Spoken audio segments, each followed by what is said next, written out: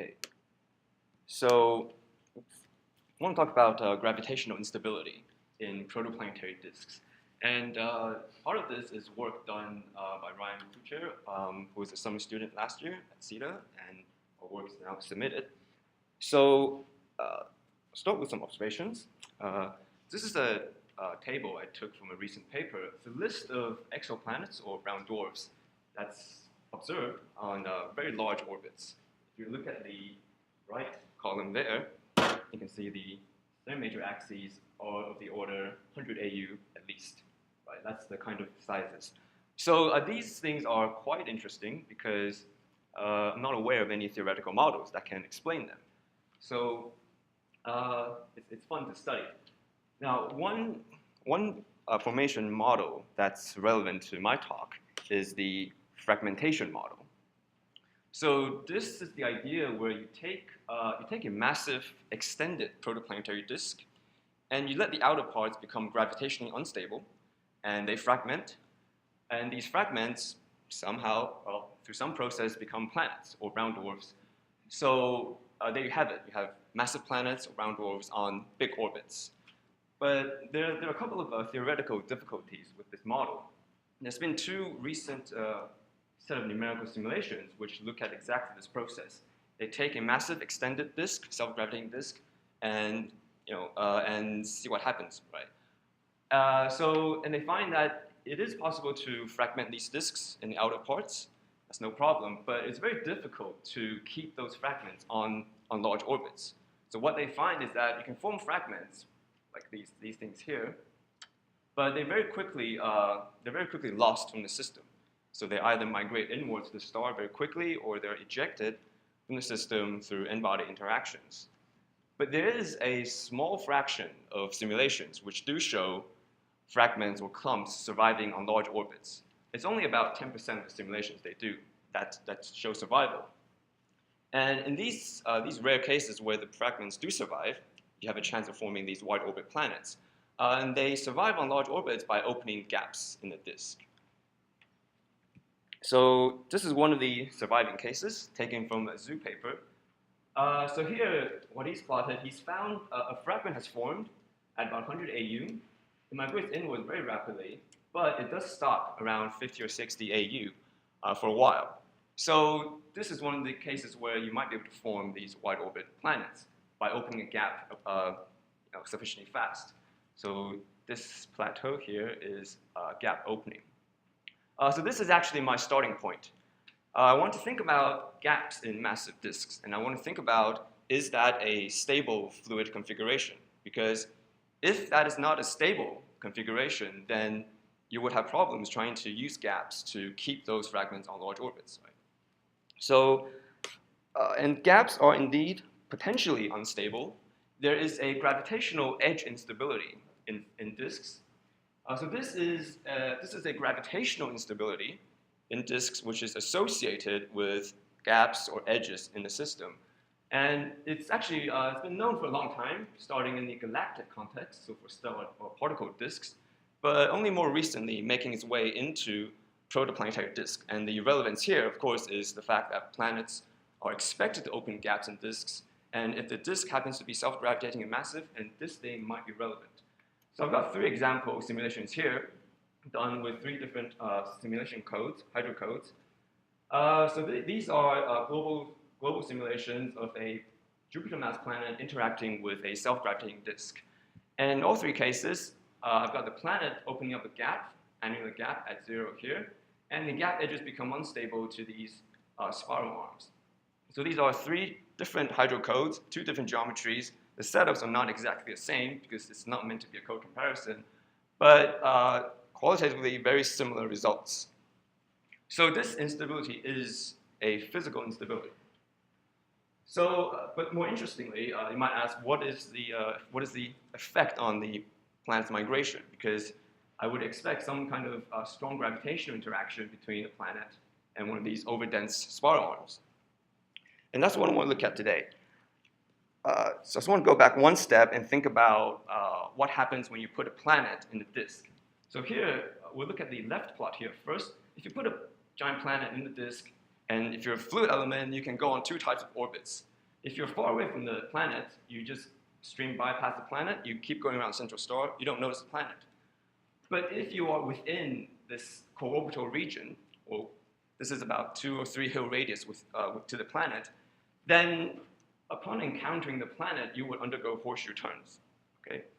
So suppose you were this particle here approaching the planet, you would make a U-turn ahead of the planet, so you would switch from a large orbital radius to a small orbital radius. That means you would have lost angular momentum. Therefore, you would have exerted a positive torque on the planet. So particles which go on these orbits, these horseshoe orbits, will torque the planet. Okay, and that is a fact of life. Now, but normally, if when sort of standard disk, in a standard simulation, you don't actually expect a lot of torques to come from these horseshoe orbits because we expect a planet to open up a gap. So the density, surface density in the gap region is expected to be low, and therefore, since you don't have any, since there's no material there, there is no torques coming from horseshoe orbits. But if the gap is unstable, like in this plot here, I've got a spiral arm crossing the gap edge here, and that's represented by this red blob here. So I've got an overdense spiral arm due to the instability. So what this instability can do is that it can reload these horseshoe orbits with material, put stuff back onto horseshoe orbits, and therefore supply material to go on horseshoe orbits and therefore to torque the planet. So in a way, the instability provides a rotation torque on the planet. So here's a plot of the torque contributions from different radii in units of hill radius away from the planet. So we have a large positive spike in the middle. That's due to this instability supplying material to go on horseshoe orbits and therefore torquing the planet. If we look at the left segment and the right segment here, we see the inner disk provides mostly positive torques, the outer disk provides mostly negative torques, and the negative is more negative here than it is positive here. So if we didn't have this spike in the middle, we would expect the planet to move inwards because the total torque should be negative. But this instability can, and then that's sort of the standard result of disk planetary action, that's inwards migration. But this instability can reverse that by supplying a big positive rotation torque. Positive torque means outwards migration. So here are some examples. I've got 2 Jupiter mass planets interacting with a self-gravitating disk. The least massive disk is the dashed line here, and the most massive disk is the solid line. So as I increase the disk mass, I promote this gravitational instability, and therefore I push the planet outwards faster and faster. This is the orbital radius. Now, there's a lot of parameters in this problem. One parameter we looked at last year as a summer project is planet mass, because the instability thrives on the gap structure. Gap structure depends on planet mass. Planet mass determines, well, it's a factor in migration speed, right? So is the gap structure. So all of these things are connected. And the influence of planet mass is not obvious for the following reasons, at least to me. What I plotted here is the gap structure in the outer disk. In terms of the tumor parameter Q, for 2 different planet masses, the solid line is 1.5 Jupiter mass planet, dotted line is a 2 Jupiter mass planet. So as I increase the planet mass, I'm making the gap edge sharper. That's represented by this more peaked structure in the tumor Q. So because the instability is associated with edges, a sharper edge should promote instability and therefore should increase the torque magnitude coming from this instability. But if I'm increasing the planet mass, I'm expecting to open deeper gaps. You can see tumor Q is larger here for the more massive planet. So a deeper gap means lower surface density. So lower surface density means I should decrease the amount of torques due to coming from this region. So it's not obvious at first which one is important. So Ryan did a couple of simulations. So this is a set of simulations he did of a giant planet, 1.3 Jupiter mass to 2 Jupiter mass planet, interacting with a self-gravitating disk. It's the same disk model, but just changing the planet mass. So we can see that in the rate of outward migration increases with planet mass. That means it is the effect of the planet mass on the sharpness of the edge and therefore promoting instability. That is the factor that's the dominant factor. So even though when I increase the planet mass, I carve a deeper gap and therefore lower the surface density in the gap region, because I'm promoting instability even more, that actually overcomes the lower surface density of the gap, and therefore that overall the planet does migrate outwards more rapidly. The solid line is quite interesting because just by looking at this, I would say the planet is not really going anywhere.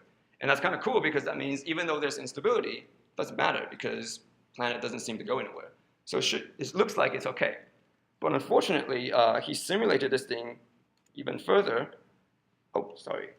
Yeah, so we thought, sorry, just go back one step. So in this scenario here, the solid line here, it looks like you've achieved some sort of balance between the positive torques due to this unstable spar arm and the typically negative torques that's due to the sort of standard disk-planet interaction.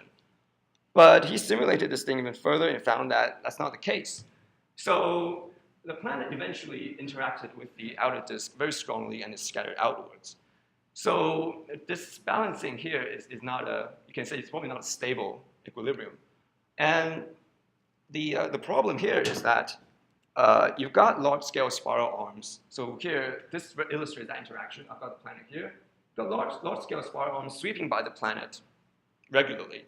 And every time one of these spirals sweep by, it supplies some material onto horseshoe orbits and gives the planet a positive torque. So it kicks the planet outwards a bit. So each interaction promotes the planet to larger orbital radius. So the planet actually gets closer to the outer gap edge. That means it's interacting with more material. Therefore, that's even more torques. Therefore, the planet moves outwards even more. So eventually, it will be a runaway. And this instability effectively provides the initial conditions for what we call type 3 migration, which is migration due to a large contrast in the density ahead and behind the planet. So I hope I finished in good time. So there's only one concluding point, and it's the fact that gap instability might be a potential threat to planet formation on wide orbits using disk fragmentation. So you first of all have to fragment the disk, so the disk mass and the thermodynamics has to be right. Even if you fragment the disk, you need to keep the fragments on big orbits, so that you need to be able to open gaps. Even if you open gaps, the gap may or may not be stable. If it's not stable, then you can't keep the planet on that orbit, and this model won't work. But I have to say, one very big caveat of the models we've been doing so far is that we've been using isothermal disks. And isothermal disks promote gap formation and gravitational instability. So our disk models are definitely biased towards instability. So the natural next step is to think about energy equation. So right now we're redoing everything, including the energy equation. So we now have a new parameter. We have a cooling parameter in the energy equation. So depending on the rate of cooling, the character of the instability changes. But I have nothing more to say about that. But hopefully after summer, I will have a more complete story. Thank you.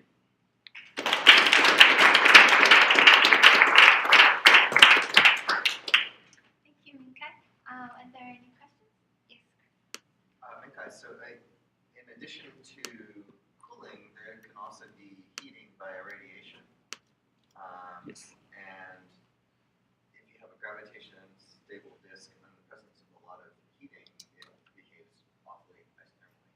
So have you considered making a more general parameter space that can include both those? Right, so the only heating term we're considering right now is shock heating. Due to, so we're not considering irradiation, so we're starting most simplest. And shock heating is, I think, first thing to consider because these spirals induced by the planet, well, there's shock heating there, right? So that's the only heating term we're considering right now.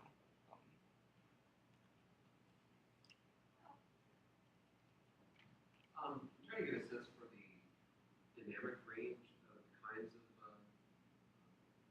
planets you end up with through this formation mechanism, because you first have this migration mechanism. The H-rate 799 planets span the orbit of